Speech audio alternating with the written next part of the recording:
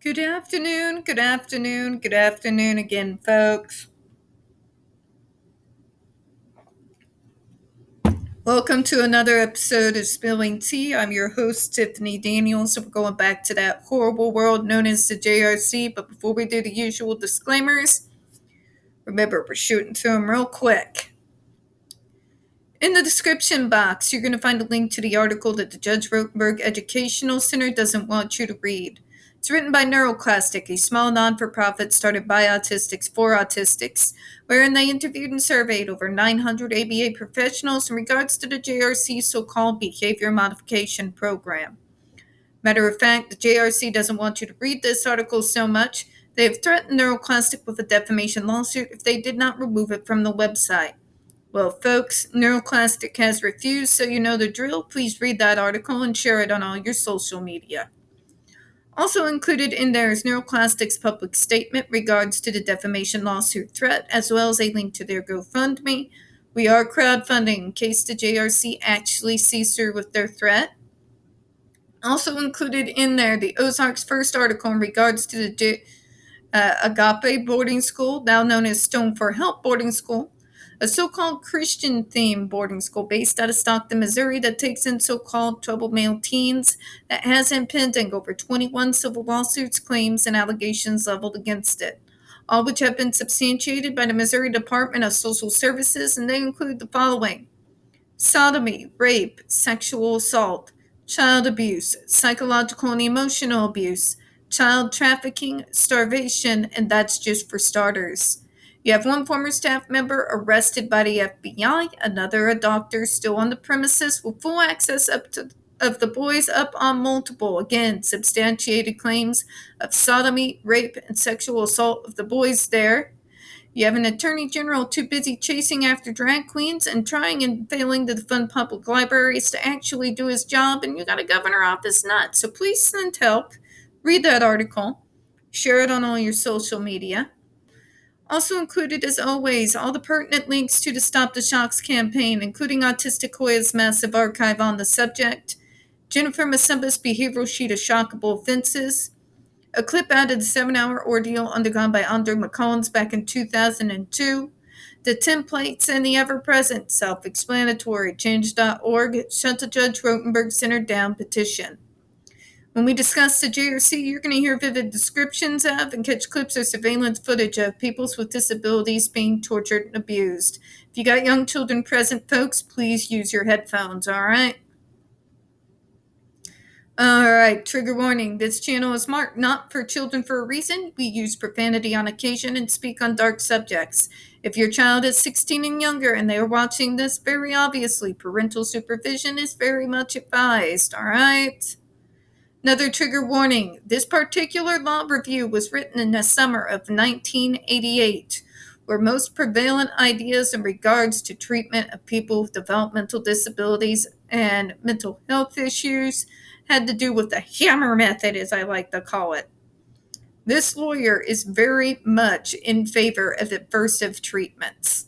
He does not see them as the torture and punishment that they are, because back then the world was very much, but they're the professionals, we have to trust them.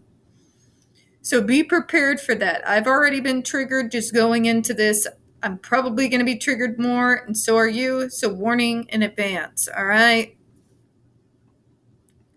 In Parham versus JR, the court conceded to parents the right to make medical decisions on behalf of their children, including those decisions which might not be agreeable to the child, such as the parent's right to consent to aversive therapy for his child at a BRI facility.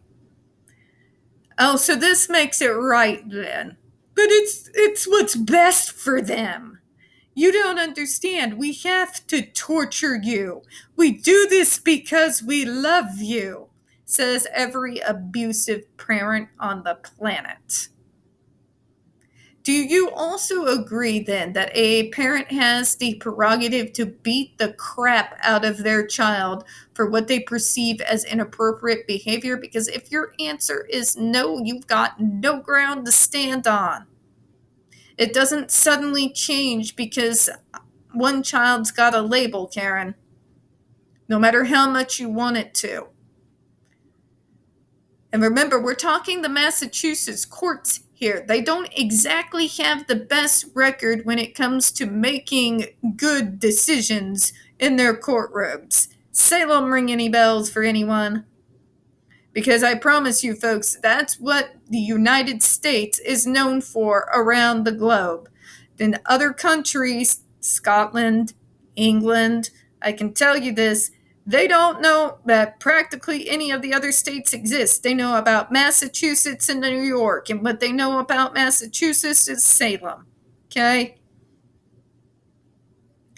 The Parham Court concluded that the making of disagreeable or risky decisions would not automatically shift power to make decisions from the parents to some agency or officer of state, absent showing by clear and convincing evidence of bad faith, abuse, or neglect on the part of the parents.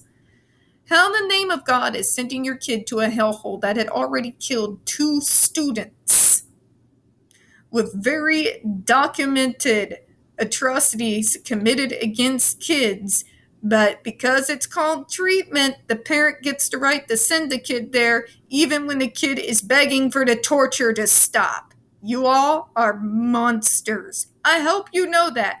Mr. Law Student, wherever you are a monster, sir. In addition to recognition of parents' natural bonds of affection with the child, the parents' decisions reflect individually of the family's values and religious convictions. Oh, Jesus Christ. Can we talk about all the things that have been allowed because of religious convictions that were torture and the murder of innocent people? Genocide, ring a bell? Thus, the burden is on the state to substantiate the need to override the legal presumption that the parents generally do act in the child's best interest. The state failed to show that any parents of students residing at BRI facilities acted in bad faith or abused or neglected their children. No, they just left their children to die. Literally die. Okay? This parent knowingly left their child at a facility that tells parents regularly to ignore bruises on their children, and you still side with them. Are you going to side with the abusive parents that beat the hell out of their kids too? Because how dare they talk back? It kind of sounds like you would. Just saying. It is granted that the state, through OFC, does not have a general police powers to promote safe, healthy, and responsible child care.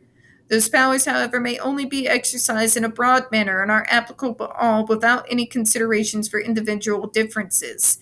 It is the medical profession and parents who are in the best position to recognize these differences and who can evaluate which treatment plan will be the least intrusive.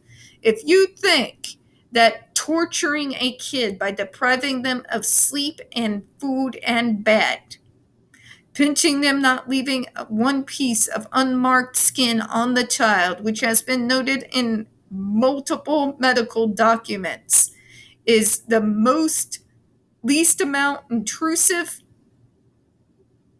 you shouldn't be practicing law. I wouldn't even trust you with a spatula in McDonald's. Just saying. And achieve the most beneficial results. We're going to make this video short. What they mean by beneficial results is, does the kid act more neurotypical, or at least are they no longer acting out in a way that embarrasses them? Because that's what this boiled down to, folks. These people don't give a flying about us. It's by any means necessary. If it benefits the parents, if it benefits the doctors, that's all they care about. They don't care about the consequences that we have to pay. They don't care that they've subjected to their kid to horrendous torture that not even war criminals go through. They don't care that there are literal violent offenders in prison who are treated more humanely than their kids, who are guilty of nothing. It's all about them. And that hasn't really changed. If you look at modern ABA, it is all about making us more acceptable to neurotypicals and our parents. It may not be widely used with aversives anymore, but everything is geared towards making us as neurotypical as possible. You may ask what's wrong with that. Look at any other minority. Does anyone else think it's okay to erase another person's identity? Then why is it okay when it comes to us? If it is a part of my diagnosis that is in no way, shape, or form causing myself or anyone else's any kind of harm, then it doesn't need to be treated. If there's not even a hint that it may cause any type of harm in the future, it doesn't need to be treated. Forcing me to wear a mask to play the doll for you shows me the narcissism of neurotypical society as a whole. You don't like us because we don't reflect yourselves back to you. We show a completely different kind of operating system, a different way of being. And that the parts that offend you are not the ones that you use to slam us into places like this or into ABA. What annoys you is that we stand out, like a sore thumb. You don't like when people stare because your kid is stimming. You don't like that people give you looks because your child has gotten overwhelmed and are crying in the grocery store. You don't like that other people are staring at you and judging you. It has nothing to do with your kid. It has everything to do with you, society. You have made it us live in a world where you keep trying to change us odd ones into something that resembles yourselves. But it's never going to work. No matter what you do, you will never change how the neurons fire in our brains. We can mask. We can show you what it is that you want to see, if it will get you off our backs, but deep down, we all know that it won't. Because our masks is our reflections of you back at you. And you don't respond very well to those masks. What's the matter? Don't like looking in the mirror? Because that's what they are. And even you can see, well, you're still weird though. Maybe we're reflecting your own weirdness back at you. Maybe you should stop trying to push this so-called normal on us, because not even you actually measure up to this so-called fantasized idea of normal. Maybe if it is a part of my diagnosis, or theirs, that is causing no one harm, we shouldn't be punished for it. Maybe we should stop trying to force people who have atypical brains to be something that they're not. Let alone try to do so by any means, no matter how cruel and inhumane necessary. We're going to close on that. We don't get very many views on this channel. The few that we do get do tend to get removed from time to time. So please don't forget to hit the like button, hit subscribe, and don't forget to hit the comments. I do appreciate your time. And as always, folks, we here at Spilling Tea do hope you have a good one. Bye-bye, everyone.